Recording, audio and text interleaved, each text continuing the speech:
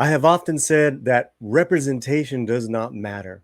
It's presentation, presentation of story, of characters for all Latinos working in Hollywood. But I can't just hold it just to Latinos. It's got to be for all of us that are trying to break on through to that other side of Hollywood. And it's got to be about the story. I got Kamran Pasha right now. Let's do this. 5, 4, 3, 1.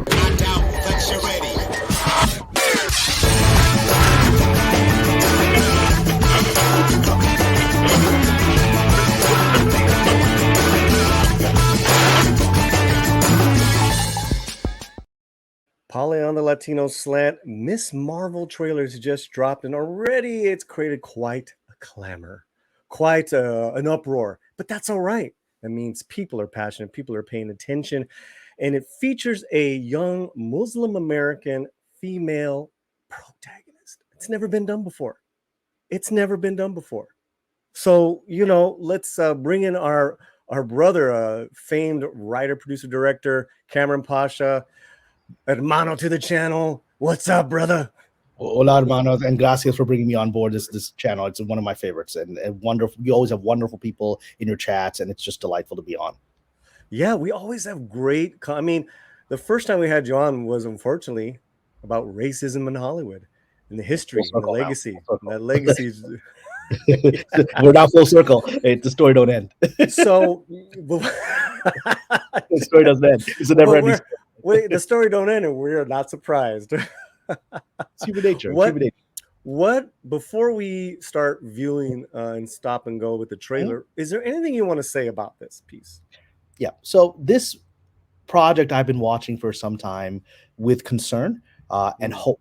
Because, as you've mentioned, this is a Muslim American, specifically Pakistani American. I'm Pakistani American. Okay. She's from New Jersey. I spent 10 years in New Jersey. So, it's very personal in the sense that, okay, there's a character I should know, right? Is this real? And, the comics, a lot of people like the earlier comics. Then they felt later editions of comic became more woke. And I was then concerned when it was announced and they had an inexperienced writer with really no credits, which is kind of the thing Hollywood's doing nowadays, who served the representation issue. She was a Pakistani British woman in her late 20s who was thought, okay, well, that we have to have a show about a Pakistani teenager with a Pakistani woman doing it. And I was concerned, this woman doesn't really have any credits. Does she have the experience for this? And, and on my Patreon I've written, I've heard a lot about behind the scenes dramas. We know there were reshoots. We know that the directors, who are doing, the Adil Bilal, the same directors that cast Leslie Grace in Batwoman, directed the pilot of this. And I wrote on my Patreon that from mutual friends who know them said they were very concerned about the pilot script of this show. They didn't like it. They had it rewritten. And then after that, there were a lot of reshoots after the show was in the can for the last year, right? It was in the can. That was this project. That was this project. And so the show was apparently the can for about a year. And then beginning of this year, they reshot episodes of it. So there's obviously stuff that I'm concerned of. So I've been nervous because I don't want this as someone who is a Muslim writer and a director and producer. And I've been here in this town 20 years trying to do positive presentation of my culture and my heritage in an environment where, for all the wokies like to use the, you have the signs of resist with a Muslim woman in the hijab, right? But when they that's like, my colored eyes, yes. Yeah, my neighbor has a window. It's an archetype, but it's not an accurate archetype because my experience, all the liberals in Hollywood will use that image, but Islam, they see it as a very conservative religion. They see it as in their minds, they see it as a homophobic religion, as oppressive to women religion, all these other things. And it's a threat to Israel, which is an issue for a lot of people emotionally in Hollywood. So I've endured those stereotypes within Hollywood for 20 years, and I've tried to fight them. Sure. So now you've got this thing coming out, which already seems to have a lot of background drama. So I've been very nervous. And then this morning I got word that the first trailer was out. And so I watched it with trepidation, and then I had a reaction, and I'll share my honest reaction. We can go see if you like. Well, fair enough. That's the backstory. I did have one question. Do you know if they kept the original pilot, or is that kind of out the window as well? What I was told by my friends was that it was heavily rewritten. Oh, based on the director's notes. And apparently the directors got upset because they gave notes and then they went off and they were filming another project, and then they came back and they essentially showed up on set and were given pretty much the same script that they didn't like. And they're like, "We gave you these notes. We're going to walk off." The story I heard was they basically said, "We're going to walk off this project. We don't take this seriously. You got to fix this stuff." And apparently because they wanted to keep the directors on board, they fixed that. So apparently the pilot is probably very good, and I'm hoping that after whatever reshoot work they did, the problems in other episodes have been largely fixed. So I'm hoping it's a good show, but we'll see what they reshoot us. We need it to be a hit. They need to knock it out of the park because we're fans of these filmmakers, and unfortunately, a lot rides on them.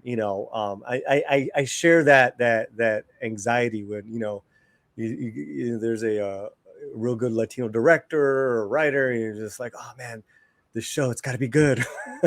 Yeah, because there will be people inside Hollywood and outside Hollywood that will go, all right, people don't want to watch stuff from this culture or heritage. Not that it's poorly executed. They won't say that. They'll say people don't want to watch this crap. We're not going to do any more of this. That's what happens when you do a poorly executed story that has these issues. So we're going to talk. So let's see how they executed the trailer. All right. Well, let's go to Marvel's official Twitter page. The future is in her hands. Miss Marvel, an original series from Marvel Studios, is streaming June 8th on Disney Plus. Okay, we got the volume up. We'll do a little stop and go. And let's play this baby.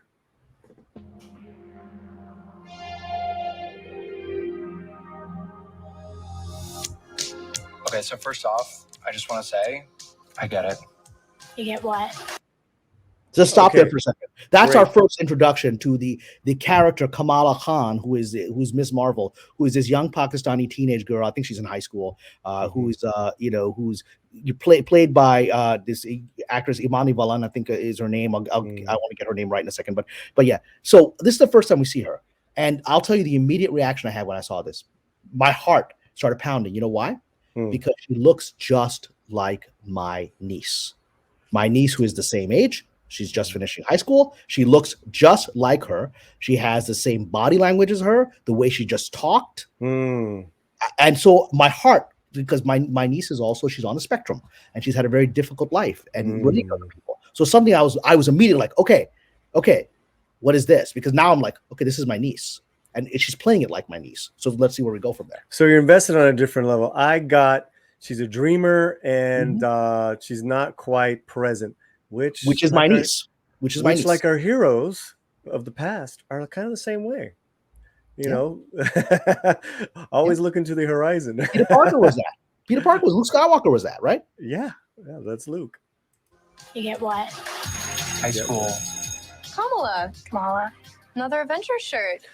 So I got there that they already, showing a little bit of, kind of ethnic kind of ignorance, or with mispronunciation of names. Why is that important? Why show that first in the trailer? Well, because it happens to me every day. My name is Kamran. No one calls me that, and so I just went with it early on, right? Everyone calls me Cameron. I just went with it early on. It's very rare that anyone calls. My mom calls me Kamran, right? That's the pronunciation. And it's something you experience very quickly, and I'm sure many Latinos have experienced this. That they come in, with names that maybe not the average person in their junior high school knows how to pronounce, right? And so then they go, do I anglicize it? Do I go with the anglicized pronunciation, or do I insist? And if I insist on a pronunciation, am I immediately creating a barrier with somebody that could have been a friend, right? That's a real concern you got at this age. It's a great point. And at that age, you're absolutely right. It's all about being accepted. Yeah. Kamala. Another adventure shirt. Cute. She thinks I'm some kind of weirdo. You are weirdo. Boys. Excuse me. Yeah. You're kind of on my shirt. Sorry. Okay, so all that is fun. That's teenage stuff. That's Buffy the Vampire Slayer. That's Buffy meeting Cordelia. That's archetypal, right? You've got the pretty the pretty snobby girl. We all experienced that. We all knew that archetype, right? And so that's why Cordelia is a fun character. And you've got this teenage girl who's she's like a normal girl. Like if somebody made a rude comment that she ain't hot. I think that's really rude. She's a teenage girl. She's a little bit weight on her, and she's real. I mean, she's normal. And And then you got the sort of pretty girl that she imagines the devil's horns on, right? I will say, and she's a redhead, so we can't say he didn't hire a redhead in the show. Yeah, and maybe she'll have a fun journey. Maybe she'll have a fun journey like Cordelia, who started off as a snobby girl, Correct, and being very empathetic, and and you care about Cordelia. I mean, she ends up angel. I will say that more people, more women, look like. Can you say the actress's name for me? Iman. Look like Iman, than not. Yes. Like this girl is a very likable look, in a sense that, like you said, could be our sister, our cousin. I mean, she's very real. She's very real. And she's cute. But yeah, to say she's not hot, it's like, it's kind of rude. That's beauty definition. I mean, that's, we could say this potential boyfriend is a very handsome young man, and that's what they're playing up. That's what they're playing up, right? Because she's what chance does she have? Yeah, I mean, and she's a dreamy, geeky girl, who's she's not trying to dress herself up like a supermodel, right? And she's got this very handsome dude, and he's I guess he's sort of like, he's probably Pakistani Indian. He's got that British accent, right? And he's got a shirt off, which is coming from a conservative Pakistani family. You don't see dudes with their shirts off, and so this is a big deal. Now, again, Pakistani girl from New Jersey. My sisters, if they showed up at a party where a guy took his shirt off, that would be a big problem for my mother. All right, let's go on. It's a big problem with my sister today. Nice liberal professor, like nice lefty professor at a college. But she's like, yeah, my niece, she was like 17, 18. She's like, no, you're not going to that party. They're drinking. You're going to go to that party where they're drinking? No, right? I mean, that's real. This is real today for the Pakistani culture in 2022. It's real. Okay. Excuse me. Yeah. You're kind of on my shirt. Sorry. Let's stop there. That's exactly how my niece behaves. She gets awkward, and then she overreacts. Like, oh, sorry, because she has suddenly embarrassed, because she's so present in her imagination all the time that she disconnects from the outside world and doesn't relate to it. And then she's always feeling like she's making a fool of herself. So immediately, my heart is just like going out to this character immediately. Windowed in your little fantasy land. Okay.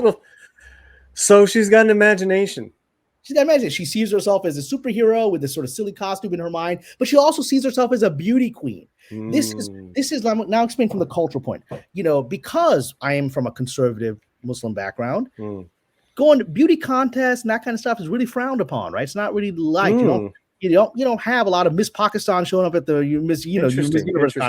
You don't. And so, but just like any young teenager, she wants to be attractive. She wants to be desired. She wants to be the center of attention like anyone does. Many of us want that today, but certainly at this age, 16, 17, 18, especially when you feel not good about yourself, you want to be the girl that's it. So this is her experiencing a real fantasy, because this is something, like my it was a big deal when my niece is like, can she go to the prom, right? Because prom ain't something we're doing in Pakistani culture, right? If it's what is it, dancing with a strange boy? That's inappropriate, right? And so eventually my sister was okay with this sweet boy that she kind of trusted taking my niece to the prom, right? But that was a huge deal. So a girl being raised in that environment, of course, is going to fantasize about being normal and being a beauty queen and like everyone else.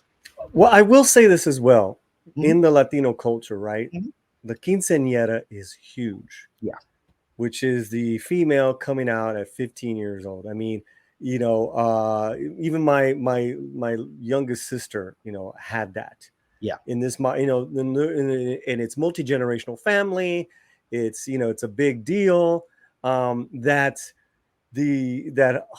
Hollywood and that side just still don't get, because they see it as a weakness of the feminine, and it's actually they see it as a gender reveal party. It's right? actually the opposite, right? It's actually opposite.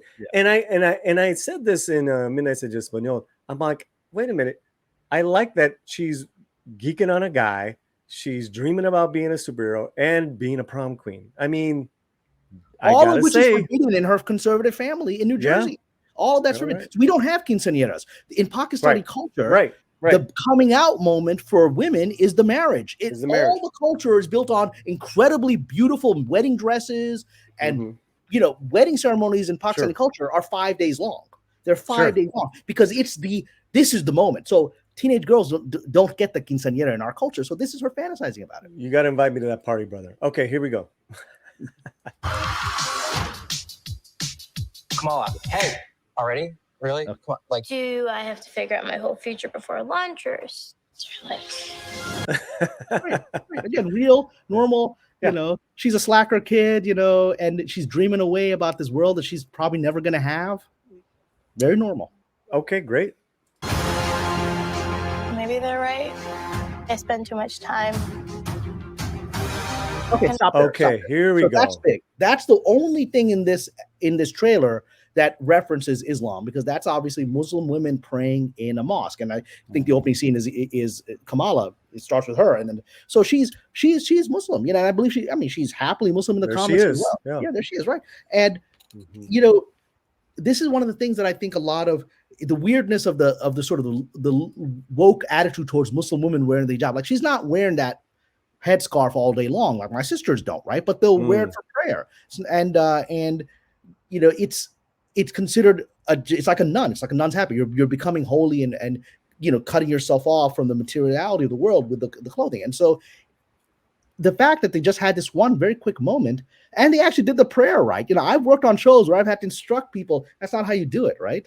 And the fact that they did that right clearly shows. Adil and Bilal, two Libyan Muslim guys, directed this, right? And they wanted to show that. But this is, think about this, for all the criticisms that we're getting, we're at postmodernism and that Disney and Marvel are imposing postmodernism. Well, here's religion. This is conservative religion. This is a woman all dressed up and bowing to God, right?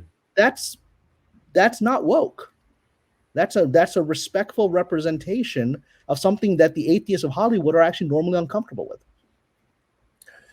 So I did get a feeling of tone change when they showed the prayer, that musically, like, it was like a little heavy.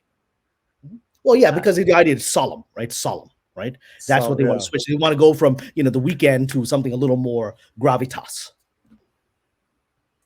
And I think that's appropriate. I think that's to have, you know, you're blinded by the light while she's bowing down in sijda to God. That wouldn't work for me. Yes. This is great. time in Fantasyland. That is not you. There's Okay, mom. stop. That's great. That's mom. So I've seen that look on my mom's face.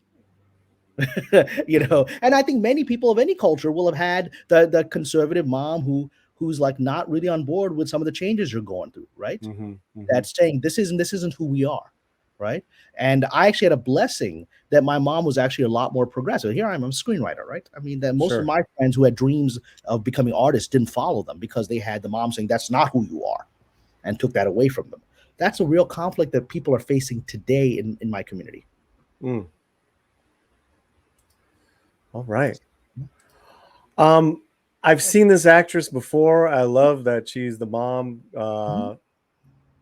Very strong actress. I can't remember the film, but yeah, that looked that's great. Yeah, but I mean, you've seen you got her here looking out for Dreams of the City, all that. Okay. I like the brown girls from Jersey City. You save the world. Hey, great. Stop it.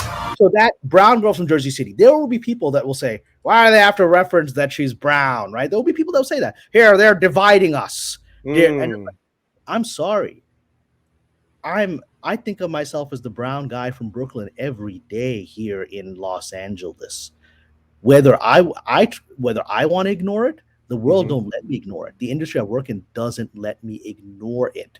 It doesn't. It stop trying to remind me, you ain't one of us, man. We might give you a shot as a diversity thing. We ain't one of us, right? And I've had to always fight that in my life, my career.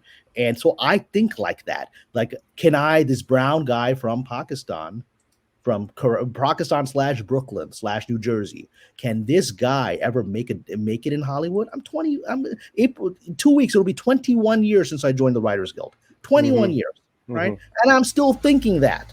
So when that hit me as well, when I heard her say that, and again, people who haven't had that emotional experience will be like, oh, they're dividing us. That's not what's happening here. This is real, man. We're the Latino Slant because that's what I am. You know, I think people have I think this is just a problem of society at times, is that they don't have the tools to talk about, you know, things that they're unaware of. They would rather just push it off and say, "Oh man, we're all one." It's like, of course we are, but you know, everyone's got a story. Yeah, and what it is when you try to erase someone's story. Like a comment I think I said to you before we started the video today was one of my college roommates. Was he didn't like when I referred to myself once as a Pakistani American. It's like, hey man, you're just an American. I was like, yeah, I wish you'd let me remember that, right? I wish you wouldn't keep reminding me that, hey, man, when you wake up at 5 a.m. for your daily prayers, you got to be a little more quiet because I can't sleep. I hope you wouldn't keep reminding me that I'm different from you and that I don't drink and you're Irish and you love to drink. I ain't reminding you of nothing. You keep reminding me that I'm different. So, yeah, I'm going to be Pakistani American. It's you doing it. It's not me. All right, let's move on. That's a fantasy too. So she gets this bracelet. And obviously, some powers ensue. Yeah, and I mean, I don't know. I know they alter some of the mythology of this bracelet thing, and some people are upset about that. Again, I'm going to approach this as a normie. Looks good to me. Sure. Absolutely same here. I'm not excited with the look. To me, this is very Eternals and Shang-Chi looking. Yeah. That's what I was telling her. I was like, there's some things I do, but and there she is. Like, there she is. That's June. Put the sound back on. Yeah. Did something happen to you? No, why? Did you hear something? Come on. So obviously she has some powers there. Okay. She's got some powers, and you got dad, or I think dad or granddad checking in on her. I still got I take care of my mom. If she hears me being too loud on a video call, she comes and checks in. Are you okay? I mean, that's just the culture, right? The parents, they still treat you like you're 5 years old when you're like nearly 50 or whatever. Hi, did you hear something? Come on. What does it feel like? Cosmic. Okay, the music is now pulling me in because now it's like, ooh, she's jumping, she's cosmic. I mean, as a little kid, I kept imagining myself as Luke Skywalker with my I didn't even have a toy lightsaber. I had like a ruler or whatever that I used and I swung around as my saber, right? But I mean, that actual exhilaration of that moment of magic, that's universal. It's universal, and again, we can be Luke Skywalkers. This girl can be a superhero. Yeah. Ben Affleck can play Latino. Leslie Grace can play Batgirl. This is imagination. It's fantasy. And we just pray that it's a killer story. Yeah. Right? And you're referring to Ben Affleck playing a Latino in Argo, right? Yeah. A real person. A real person who's actually Latino. Yeah. A real person. We took a knee on that one because I love Ben. But that does not happen, or at least in the history of Hollywood. It's just very recently that there has been these race swapping of characters, but for the majority, they're fantasy characters. I know there was an Anne Boleyn that was African American. I didn't see the show. I don't know how I feel about that. Actually, I don't think that's a good idea, but I don't think it's a good idea though, because that's very much done for woke identity points, and it's not respectful to the actress. Right. It's done to make a point of a social political time, and it also obscures the real political time because there were African blacks in London at the time, and their history is being ignored. And they're like, we'll just make this Anne a black woman instead of looking at the Moors that were part of London society that Shakespeare wrote about. He wrote Othello for them. Yeah, and that just happened again in Vikings Valhalla, where they changed a Viking male king chieftain into a black female chieftain, which is not historical. And there's more than enough of the Vikings interacting with the Middle East and other cultures. That's in their history. You don't need to do this stuff. Now, so there are differences, and we do have discernment, Cameron. We're not stupid. We want these stories to succeed, but we know the difference. we know it's when it's coming from a place of integrity. Like I'm of the view, based on my friends who talked to they were actually, one of them was present when the call happened, that the directors who cast Leslie Grace weren't talking about we got to have a Latina there because she came. The final two was her and another white woman, right? And I think it was Zoe Deutsch, but it was both perfectly talented. So the very fact that a white woman got down to the final two, they weren't thinking it was only going to be people of color on this. It came down to the best actresses, and now we're going to go with this take, right? And so that was an authentic casting. It wasn't from a point. If it wasn't, they would never let the white woman rise to the final two. So you're always just going to have that hardcore comic crowd. They're just going to turn their back to it just because of MCU and all that, and the fact that they've changed lore. Yeah, and again, I try to be, even the stuff I care about, I look at it from the point of view of a normie, right? Would an average person enjoy this? And so far, I'm thinking an average person is going to enjoy this because it's so far the themes are very specific to my personal experience, but they seem pretty universal. That's what I've seen a lot of my Patreon. A lot of people, most people on Patreon ain't Pakistani Muslims, and a lot of the people writing in, I watched this, and I got to say, this was what I was like when I was a teenage girl. Here we go. Thought I wanted this kind of life, but I never imagined any of this. Okay, great. What this? Well, this I know is that. So that's a mosque. That's a mosque, yeah. What's and that? This is. It looks like it's some kind of maybe it's an army. It's maybe an army. There's a fire there, so maybe there's something industrial. Look, my parents immigrated from India during the partition. My father. Oh, really? Yeah. My father came over during the partition. He was 7 years old, and he saw some horrifying things. I mean, my mom was too young to remember but my father saw them, and he saw people being massacred in front of him as a 7-year-old. And so when I told him that I was going to go visit India, in college, Indian friend of mine invited me to come visit him in New Delhi. My father had never talked about what he saw, never once, and he went into a panic attack. He started saying, "Don't go to India. They'll set you on fire," because that's what he saw. He saw people being set on fire, trains being set on fire. He saw this. He never mentioned it before. But the panic I saw on his face when I mentioned me going to India brought back this visceral childhood thing. So this may be a reference to some of that communal violence and stuff. I don't know what the scene is, but it certainly has that vibe of the fire. Well, I do see traditional garb being worn. Yeah, there's palm trees, so it feels like, like it feels like there's a pasture. I do see some flowing traditional stuff there. Yeah. So what I'm seeing probably is a group of people fleeing. Yeah, refugee kind of thing. It's not good. Yeah. Maybe the villains that we saw, so the corporate types that we saw walking in, they felt villainy. The ones we just saw walk in, right? That she's like doesn't want to confront them.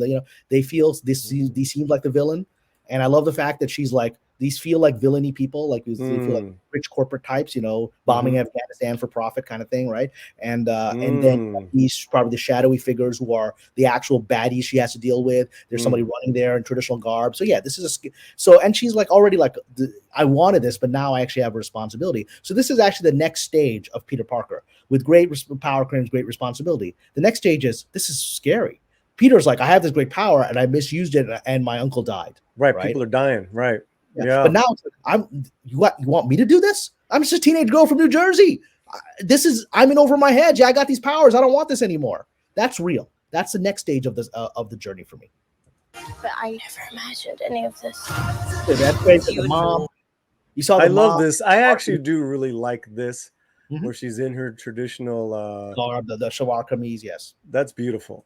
Yeah, and you had the mom. Look at that. Yeah. So you saw the mom is a very stern figure the first time you see her, but then the mom is there to comfort her.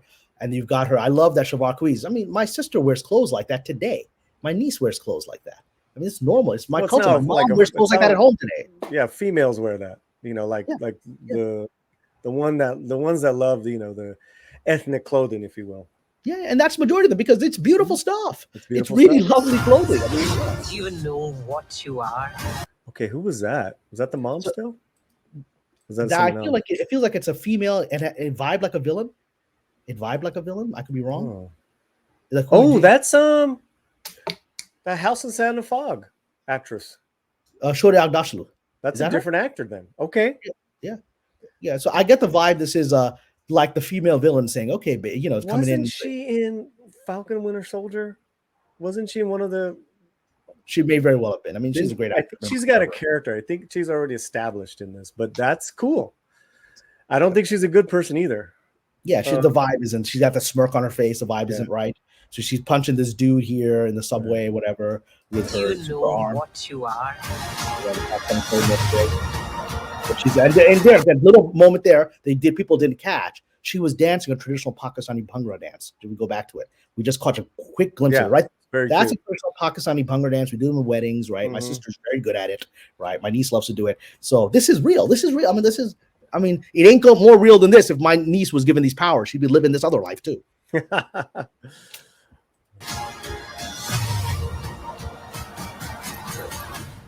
All right, that's great. She's superhero. That's wonderful. And my niece says things like that with that excitement when she's in her imagination. I'm a superhero, and the wonderful joy of it. Yay! Look at that. Yeah, I think it's cute. I mean, she's not your traditional looking superhero. There's nothing wrong with that. But she's adorable. Right? In fact, she's free of what she thought were her limitations. I get it. Yeah. This is exactly what people I know would behave like if this happened to them. And so, I'm sorry. Go ahead. What else have you heard production-wise from this that we should be excited about? A lot of problems, and I have two friends of mine. I've never asked them to give me because I didn't want to put them in an inappropriate condition. You want to hold there. So inappropriate, because it's inappropriate. I have two friends of mine I've mentored who are writers on the show. I've never asked them what's going on there because I don't want to put them in a situation because they know I post stuff online and then they'll get blamed for it. Right. But I've heard from others what's happening, and so it's been a worrisome journey. Certainly, this trailer has been cut together to take away my worries, and I hope that the pilot episode reflects the vibe of this, because the vibe feels very real, very authentic to me, very entertaining, and very sympathetic for me. I mean, this Iman Vellani girl, she's adorable, and I feel an immediate emotional connection to her because she reminds me of my niece in mannerisms and looks and how she would behave in the circumstance, and that's true for a lot of people, I think. In some ways, she's like an older version of that of the young character that certainly a lot of us loved in the new Ghostbusters, right? Phoebe, like the nerdy little girl who's who's suddenly given the responsibility. And so it's after watching this trailer, and I watched with trepidation. Yeah, I was in love with what I saw, and I'm incredibly excited and praying that whatever all the drama was behind the scenes, because there was drama on Rogue One, there was drama on other stuff that ended up being very good, right? Sure, could work out. There was drama on Back to the Future. They had to recast it, right? Even when it's not, it's a miracle when something great happens. Absolutely. Yeah, absolutely. Yeah. And so, and that's the hard, that's what the problem. And because you've been in the industry, your significant other is in the industry, and it's one of the things that I get a little sensitive about is the constant negative critiquing. Well, they should have done this and they should have done that special effect. I was like, yeah, you do it, buddy. Do you know how hard it is to get there? And then you're people trying to screw it up, and you're trying to make something good. Go and make something. Absolutely. Yeah, try and go try to do this. Let's see how well, we're just fans. Well, no, that's not enough. Then are you entertained? Yeah. Are you entertained? Or are you just looking for ways? Something else that will entertain you. Yeah. And that's the majority of the audience. So let me just ask you this one last thing. I mean, after seeing it with you, I'm slightly more enthusiastic to watch it. Well, I'm giving you certain insights as to what some of the things mean. Yeah. Yeah, but what have you seen, if anything, as far as just people being a little ignorant in giving it their time of day? And what do what would you recommend moving forward for that? Well, I mean, I think there's the broad stuff of we've had a bad experience with Disney in the last few years. Some of the Marvel TV shows haven't been that great. And the fact that, that is an overarching concern for all of us that care about good storytelling. So that's fair. I think that, if someone hasn't read the comic and is just critiquing this, then I don't think that's really fair.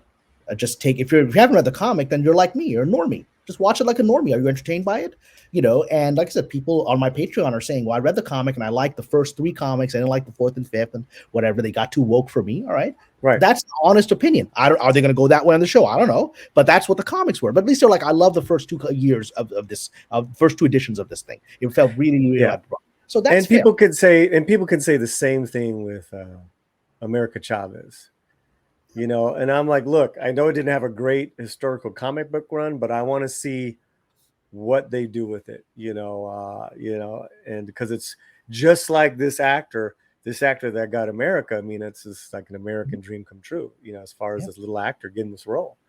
And there was a lot of, kind of like disgusting attacks on her and her family. You know, we don't have time for any of that garbage.